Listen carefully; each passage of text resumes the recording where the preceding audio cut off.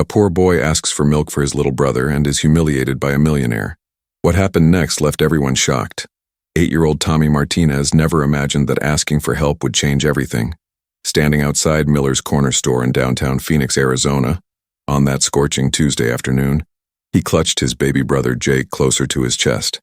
The diaper bag hanging from his shoulder was nearly empty, and Jake's hungry cries were getting louder by the minute. Tommy had been walking for almost an hour, going from store to store, but nobody would listen to a kid with torn sneakers and a stained t-shirt. That's when he spotted him.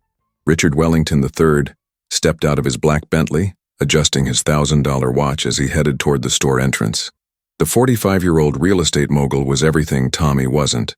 Perfectly pressed suit, Italian leather shoes, and an aura of wealth that seemed to radiate from every pore. Tommy had seen men like him on TV, the kind who owned skyscrapers and made decisions that affected thousands of people. This was his chance. "Excuse me, sir," Tommy called out, his voice barely audible over the street traffic. "Please, I just need help buying formula for my baby brother." Richard stopped dead in his tracks, his cold blue eyes scanning the boy from head to toe. The disgust on his face was immediate and unmistakable. Here was this dirty kid, probably from the trailer park across town, daring to approach him in broad daylight. The audacity was almost amusing. "Get away from me, you little beggar." Richard's voice cut through the air like ice. "Don't you dare touch my car with those filthy hands." Tommy's heart sank, but he didn't give up. Jake was depending on him, and their mom wouldn't be home from her double shift at the diner until midnight. The baby hadn't eaten in 6 hours, and Tommy could see the desperation in his little brother's eyes. "Sir, please, I'm not asking for money for me." Tommy's voice cracked with emotion. "My baby brother is really hungry, and I just need $20 for formula. I promise I'll pay you back when I'm older." But Richard Wellington III was about to do something that would haunt him for the rest of his life.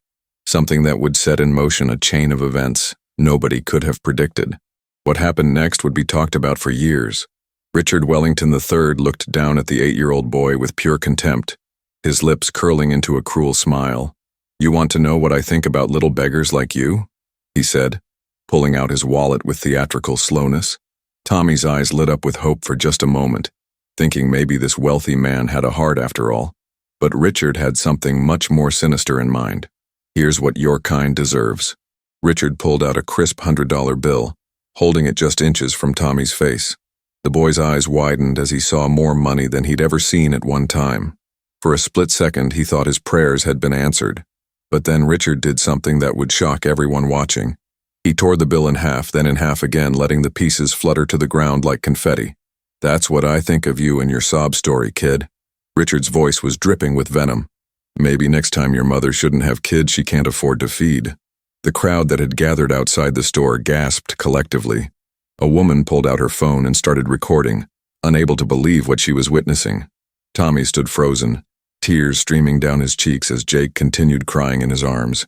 But Richard wasn't done. He reached into his pocket and pulled out a handful of loose change, throwing it at Tommy's feet. "There's your charity, boy. Pick it up like the beggar you are." The coins scattered across the sidewalk, some rolling into the street. Tommy looked down at the money, then back up at Richard's smirking face. Something inside the 8-year-old boy shifted at that moment. "I don't want your money anymore, sir." Tommy's voice was quiet but steady. "My mom taught me that mean people are just hurt people, and I hope someday you find happiness." He turned and walked away, still carrying his crying baby brother, leaving Richard standing there with his mouth open. But what Tommy didn't know was that someone very important had been watching the entire exchange from across the street. Margaret Chen, the 62-year-old founder of Chen Industries and one of the wealthiest women in Arizona, had witnessed the entire humiliating scene from her car. She had built her empire from nothing, starting with a small food truck 40 years ago and turning it into a billion-dollar restaurant chain. More importantly, she remembered what it felt like to be desperate, to have people look down on you because of where you came from. She watched as Tommy walked down the street, his small frame struggling under the weight of his baby brother. The boy's dignity in the face of such cruelty had stirred something deep inside her chest. Margaret had spent the last decade looking for the right person to leave her fortune to, someone who understood the value of kindness over wealth. She had tested hundreds of people, from family members to business partners, but none had impressed her. Margaret quickly parked her car and followed Tommy at a distance. She watched as he stopped at a small park 3 blocks away, sitting on a bench under a mesquite tree. The boy was crying now, not from shame, but from exhaustion and worry. Jake was still fussing and Tommy was gently bouncing him, whispering soft words of comfort that only a loving big brother would know. "It's okay, Jake. I'll figure something out." Tommy's voice carried in the desert air. "Mom's working really hard for us and I won't let you go hungry. I promise." Margaret felt her heart break as she watched this 8-year-old boy take on responsibilities that no child should have to bear. She had made her decision. This boy had just passed a test he didn't even know he was taking. As Margaret approached the bench, she could see Tommy tense up, probably expecting another adult to tell him to move along. But what she was about to offer would change not just Tommy's life, but the lives of his entire family in ways that none of them could have imagined. Block 04. "Excuse me, sweetheart." Margaret's voice was gentle as she approached the bench. "I saw what happened back there at the store. That man was very wrong to treat you that way." Tommy looked up with red, puffy eyes, instinctively holding Jake tighter. He had learned to be wary of strangers, especially after what had just happened with Richard Wellington III. "I'm not looking for trouble, ma'am." Tommy's voice was barely above a whisper. "I just needed help for my baby brother." Margaret sat down on the bench beside him, careful to maintain a respectful distance. She could see the fear in his eyes, mixed with a maturity that no 8-year-old should have to possess. "What's your name, honey?" Margaret asked softly. "I'm Margaret, and I think you're one of the bravest little boys I've ever met." Tommy studied her face for a moment, looking for any sign of the cruelty he had just experienced. All he saw was genuine warmth and concern. "I'm Tommy, and this is my baby brother Jake." He shifted the infant in his arms. "He's only 6 months old and he's really hungry. Our mom is working 2 jobs and we ran out of formula this morning. I've been to 5 stores already, but nobody will help a kid buy anything. If you've ever felt helpless watching someone you love suffer, you know exactly how Tommy felt in that moment. But before I tell you what Margaret did next, let me ask you something in the comments. What would you do if you saw a child being treated this way? And if this story is touching your heart like it's touching mine, leave your like on this video." Margaret reached into her purse and pulled out her phone. "Tommy, I want you to call your mother right now and tell her that everything is going to be okay." She handed him the device, but Tommy shook his head. "I can't call her at work, ma'am. She's not allowed to take personal calls and she needs this job." The answer broke Margaret's heart even more. Here was a child so worried about his mother losing her job that he wouldn't even call for help in an emergency. "What if I told you that your mom's boss wouldn't mind this one time?" Margaret asked with a knowing smile. "Trust me on this one, sweetie." What Tommy didn't know was that Margaret Chen owned the restaurant chain where his mother worked. She had acquired Rosie's Family Diner 2 years ago, as part of a larger expansion, but she always made it a point to know her employees by name. Maria Martinez had been one of their most dedicated workers, never missing a shift and always volunteering for extra hours to support her boys. Tommy reluctantly took the phone and dialed his mother's work number. "Mom, no, nothing's wrong. Well, actually," his voice started to break again. "Jake needs formula and I tried to get help, but this mean man—" Margaret gently took the phone from Tommy's trembling hands. "Hello, Maria? This is Margaret Chen, and I'm here with your son, Tommy." There was silence on the other end of the line. "Don't worry, honey, both boys are safe, but I think we need to have a conversation. Can you meet us at Memorial Hospital in an hour? I'm taking Jake to get checked out by a pediatrician, and then we're all going to sit down and talk about some changes I want to make in your lives." Block 06. The emergency room at Memorial Hospital had never seen anything quite like it. Margaret Chen, worth over $3 billion, sitting in the waiting room holding a 6-month-old baby, while an 8-year-old boy slept against her shoulder. The staff recognized her immediately. Her foundation had donated the new pediatric wing just 2 years earlier. "Dr. Stevens will see you now, Miss Chen." The nurse's voice was respectful but curious. Margaret had called ahead, explaining that she was bringing in an infant who needed immediate attention for malnutrition and dehydration. What she hadn't explained was why one of the country's most powerful businesswomen was personally involved. Dr. Stevens, a kind woman in her 50s, examined Jake thoroughly while Tommy watched nervously from the corner.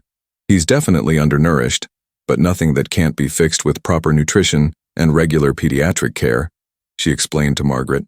"This little guy is going to be just fine with the right support system, and he's going to have the best support system money can buy," Margaret said firmly, stroking Jake's tiny hand. Tommy looked up at her with confusion. "Ma'am, we can't pay for a hospital visit. My mom doesn't have insurance for us kids." The innocence in his statement made Margaret's resolve even stronger. "Tommy, honey, I need to tell you something important." Margaret sat down beside him, choosing her words carefully. "Sometimes in life we meet people who change everything. Today, you and Jake changed my life, and I hope I can change yours too." Before she could explain further, they heard hurried footsteps in the hallway.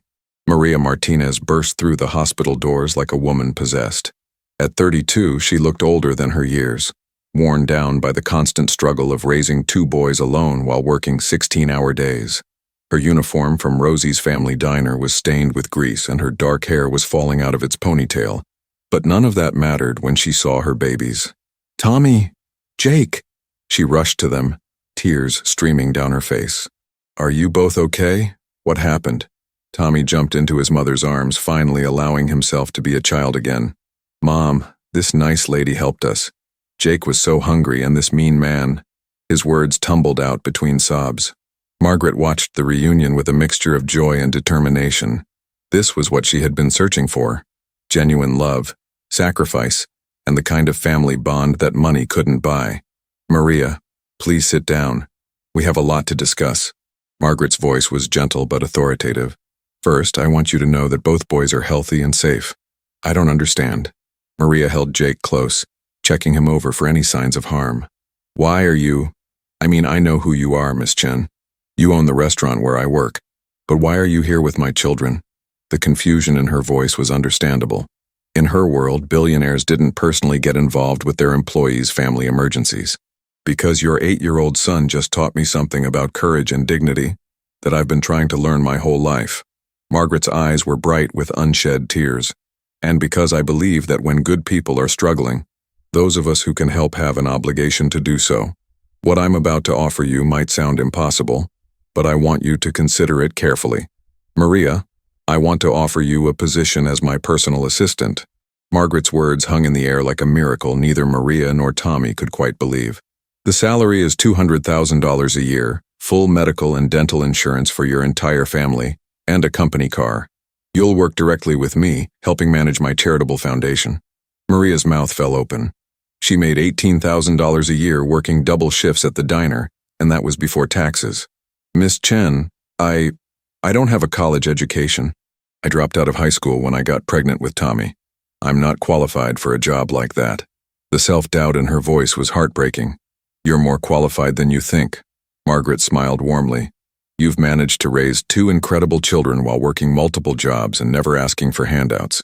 You've taught your son the kind of values that most wealthy families spend millions trying to instill in their kids. Those are the qualifications I care about most." Tommy looked back and forth between the two women, trying to process what was happening. "Mom, does this mean we won't have to worry about money anymore?" His question was so simple, yet it carried the weight of years of struggle and uncertainty. But Margaret wasn't finished with her life-changing offers. "There's more, Maria. I want your family to move into the guest house on my property in Scottsdale. It's a 3-bedroom home with a full kitchen, and it comes with the job. Your boys will attend Scottsdale Preparatory Academy, one of the best private schools in the state, and Tommy will have access to tutoring and any educational opportunities he wants to pursue." Maria stared at Margaret in complete shock, unable to process the magnitude of what was being offered. "Miss Chen, why would you do this for us? You don't even know us." Her voice was shaking with emotion. "People like you don't just give people like me opportunities like this." "What's the catch?" "The only catch is that you have to say yes." Margaret's smile was genuine and warm. "Maria, I've been looking for someone to help me run my charitable foundation for 3 years.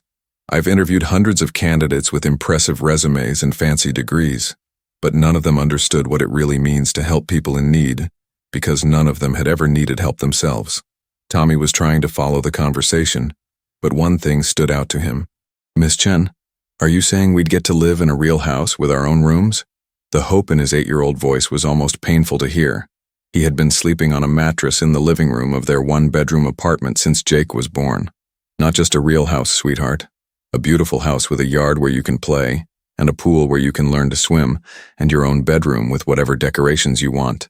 Margaret's eyes sparkled as she described it. "And Tommy, There's an excellent school nearby where you'll make friends and learn things that will help you grow up to be anything you want to be. Dr. Stevens returned with Jake's discharge papers and a prescription for a special formula to help him gain weight. He's going to be fine, but he needs consistent nutrition and regular checkups. She handed the papers to Maria, then looked at Margaret with curiosity. Will you be handling the billing for this visit, Miss Chen? Everything is taken care of, doctor. And please make sure Jake is scheduled for regular pediatric visits. Cost is no object. Margaret turned back to Maria. So what do you say? Are you ready to start a new chapter in your lives? I need to ask you something honestly, Miss Chen. Maria's voice was barely above a whisper. Why Tommy? Why us? I've seen you on TV talking about your foundation, helping thousands of people. What made you want to help my family specifically? The question revealed the depth of Maria's disbelief that someone so powerful would care about her struggling family. Margaret looked at Tommy, who was gently playing with Jake's tiny fingers. Because your son showed me something today that I rarely see anymore. When that horrible man humiliated him, Tommy didn't get angry or vengeful. He showed compassion. He said that mean people are just hurt people, and he hoped that man would find happiness. An 8-year-old boy taught me about forgiveness in a way that 40 years of business deals never could. The story of what had happened at Miller's corner store poured out of Tommy in a rush. He told his mother about Richard Wellington III, about the torn money, about the coins thrown at his feet. Maria's face grew darker with each detail, her protective instincts flaring. Someone did that to my baby? Her voice was dangerous. Yes, but Tommy's response was what made me realize he was special. Margaret's voice was filled with admiration. Most adults would have responded with anger or bitterness. Your son responded with wisdom and grace. That tells me everything I need to know about the kind of mother you are and the kind of man he's going to become. Can we really trust this, Mom? Tommy asked quietly.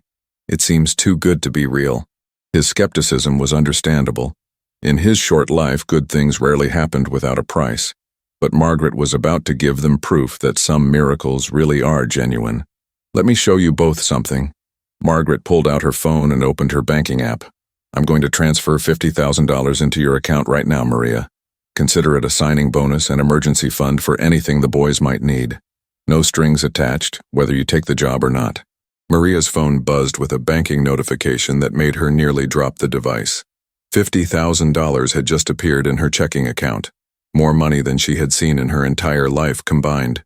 Miss Chen, I can't accept this. This is too much. I haven't done anything to earn this. Her hands were shaking as she stared at the screen.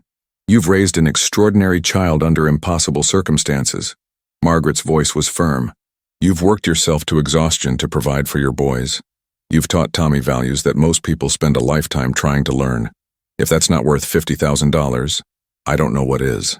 She reached over and gently closed Maria's hands around the phone. Tommy was watching his mother's face transform from disbelief to hope to overwhelming gratitude. Mom, are you crying because you're happy or sad? His innocent question broke the tension in the room. Maria laughed through her tears, pulling both her boys close to her.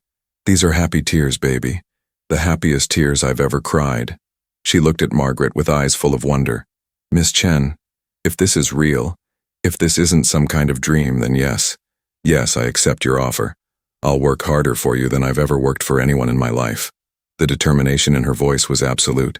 I know you will, honey. And please, call me Margaret. We're going to be working very closely together. Margaret stood up and extended her hand to Maria. Welcome to Chen Industries, and welcome to your new life. But first, we need to go shopping for some immediate necessities, and then I want to show you your new home.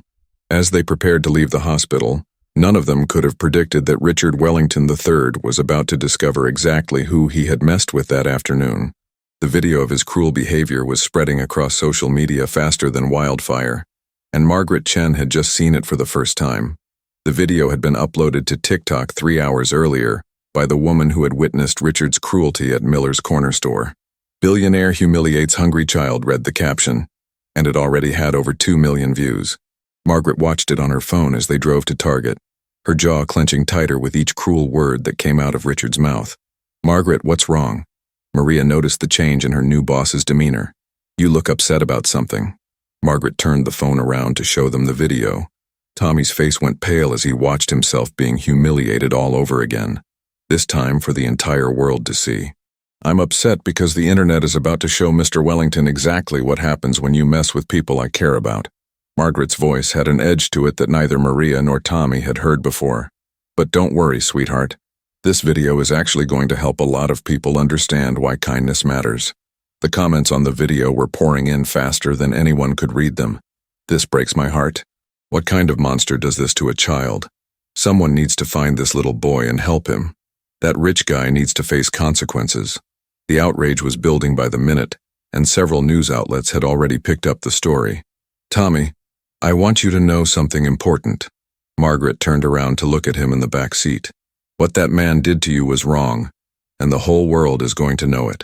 But more importantly, the whole world is going to see how brave and kind you were. You're about to become famous for all the right reasons. Margaret's phone started ringing incessantly as they pulled into the Target parking lot. News stations, radio shows, and podcast hosts all wanted to interview the boy from the video, but Margaret had a different plan. She was going to use this media attention to do something much more powerful than just embarrass Richard Wellington III. Inside Target, Margaret had called ahead to have the store cleared for a private shopping experience. Tommy, I want you to pick out everything you think Jake might need for the next year, she said, gesturing toward the baby section. Don't worry about prices or limits. This is your first official task as part of our family. Tommy had never been given free rein in a store before. He carefully selected formula, diapers, baby clothes, toys, and even a crib mobile that played soft lullabies. Miss Margaret, can I ask you something? He looked up at her with serious eyes. Why didn't anyone help me before you came along? I asked so many people today. Because sometimes people get so caught up in their own lives that they forget to see when others need help. Margaret knelt down to his level. But you know what? Sometimes it only takes one person to change everything. Today you changed my life just as much as I changed yours. Meanwhile, Richard Wellington III was having the worst day of his professional life. His phone had been ringing nonstop with angry investors, business partners, and board members who had seen the viral video. Richard, you need to get ahead of this story. His publicist was practically screaming into the phone. The whole internet wants your head on a platter. As they finished shopping, Margaret made a decision that would shock everyone. Maria, I want to call a press conference for tomorrow morning. I want the whole world to meet your boys and understand what real character looks like. Are you okay with that? The idea of being on television terrified Maria, but she trusted Margaret completely. If you think it will help other families like ours, then yes. Maria's voice was steady despite her nerves. Tommy has always been wise beyond his years. Maybe it's time for the world to hear what he has to say. The press conference at Chen Industries headquarters the next morning drew reporters from every major network in the country. Margaret had spent the night coaching Tommy on how to handle the attention, but she needn't have worried. The 8-year-old boy had a natural grace that couldn't be taught. Ladies and gentlemen, I want you to meet Tommy Martinez, the young man who reminded me why I got into business in the first place. Margaret's voice carried across the crowded room. Yesterday, Tommy showed more courage and compassion in 5 minutes than most people show in a lifetime. Today, I want to tell you about the new direction of the Chen Foundation. Tommy stepped up to the microphone, his mother's hand on his shoulder for support. Hi, everyone. I just want to say that even when people are mean to you, you should still try to be kind to them. My mom taught me that hurt people, and maybe that man yesterday was just having a really bad day. The room was completely silent except for the clicking of cameras. Here was this little boy who had been humiliated on video, showing more maturity than most adults. I hope he finds something that makes him happy, because being mean can't feel very good inside. Tommy's words were simple but profound. Margaret stepped back to the microphone. The Chen Foundation is launching a new initiative today. We're creating the Martinez Family Scholarship Program, which will provide full educational support, housing assistance, and job training for single parents and their children. Tommy and his family will be our first recipients and our partner in identifying other families who need support. Before I tell you what happened next, let me ask you something. Have you ever been in a situation where someone's kindness completely changed your perspective? Sometimes the best revenge against cruelty is overwhelming kindness. Let me know in the comments if you believe that good people always get rewarded in the end. The response to the press conference was immediate and overwhelming. Donations poured into the Chen Foundation from across the country. People wanted to support Tommy's family and help create more success stories like theirs. Within 6 hours, they had raised over $2 million for the scholarship program. But the real story was what happened to Richard Wellington III. His real estate company's stock price plummeted as investors pulled out. 3 major clients canceled multi-million-dollar contracts, citing concerns about his character. His country club revoked his membership, and his ex-wife used the video in court to argue for sole custody of their children. "Mr. Wellington," his lawyer called him that evening, "you need to consider making a public apology. This story isn't going away and your reputation is in freefall." But Richard's pride wouldn't let him admit he was wrong. Instead, he doubled down, telling reporters that he had been ambushed by a professional beggar. Tommy watched the news coverage from his new bedroom in Margaret's guest house, which was bigger than his family's entire previous apartment. "Margaret, why is that man saying mean things about me on TV?" he asked innocently. "Doesn't he know that lying just makes things worse? Some people have to lose everything before they learn how to be human again, sweetheart." Margaret sat on the edge of his new bed, which was covered with books and toys he had picked out that afternoon. "The important thing is that you stay true to who you are no matter how others behave." As if on cue, Margaret's phone rang. It was her assistant with news that would make this story even more incredible. "Margaret, you're not going to believe this." The voice on the other end was excited. "We just got a call from Richard Wellington's bankruptcy attorney. He wants to know if the foundation would be interested in purchasing his properties at auction." 2 months later, the transformation was complete. Tommy was thriving at Scottsdale Preparatory Academy, where his teachers were amazed by his emotional intelligence and natural leadership abilities. Jake was healthy and happy, babbling constantly and taking his first wobbly steps around their beautiful new home. Maria had discovered a talent for nonprofit management that surprised everyone, including herself. The Martinez Family Scholarship Program had helped 43 families find stable housing and employment. Tommy insisted on meeting each family personally, often playing with the children while their parents worked with Margaret's team to plan their futures. "He has a gift for making people feel seen and valued," Margaret told a reporter. "He's going to change the world someday." Richard Wellington III had lost everything. His company had declared bankruptcy, his mansion was in foreclosure, and he was facing federal fraud charges for tax evasion that had been uncovered during the media investigation. But the story was about to take its most unexpected turn yet. "Margaret, there's someone here to see you," Maria announced from the office doorway. "He says his name is Richard Wellington, and he's asking for help finding work." Margaret's eyes widened in surprise. The man who had humiliated Tommy was standing in their lobby looking broken and desperate. "Should I call security?"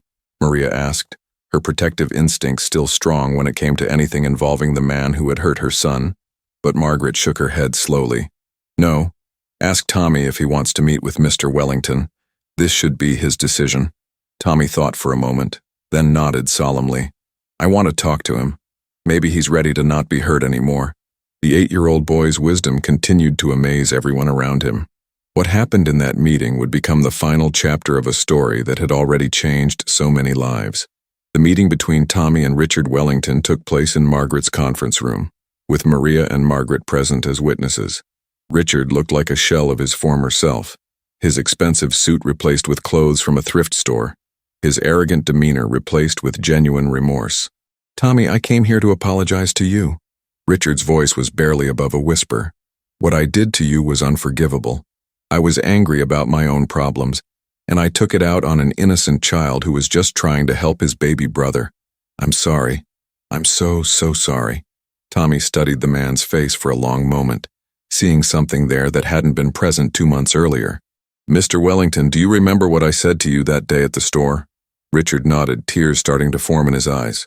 "You said that mean people are just hurt people, and you hoped I would find happiness. You were right. I was hurt, and I was taking it out on everyone around me." Richard's confession was painful to hear. "I lost my family, my business, everything I thought mattered.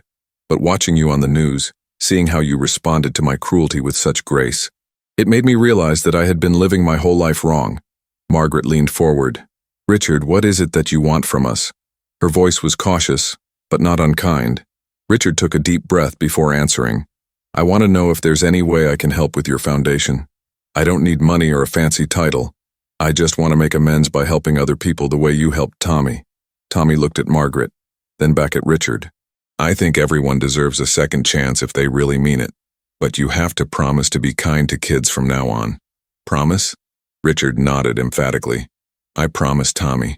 I promise to spend the rest of my life trying to be the kind of person you already are. And that's how Tommy Martinez, an 8-year-old boy from Phoenix, Arizona, didn't just change his own family's life.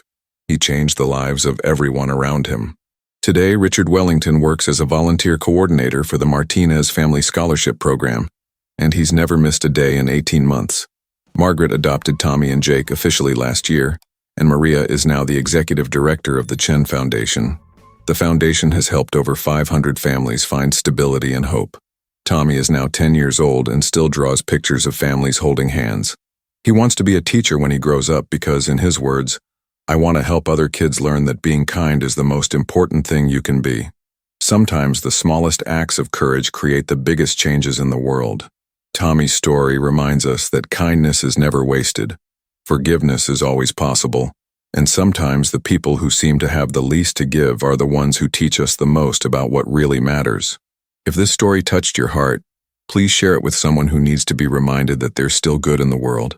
And don't forget to subscribe to our channel for more incredible true stories that will restore your faith in humanity. Let me know in the comments what this story meant to you, and remember, you never know when your next act of kindness might change someone's life forever.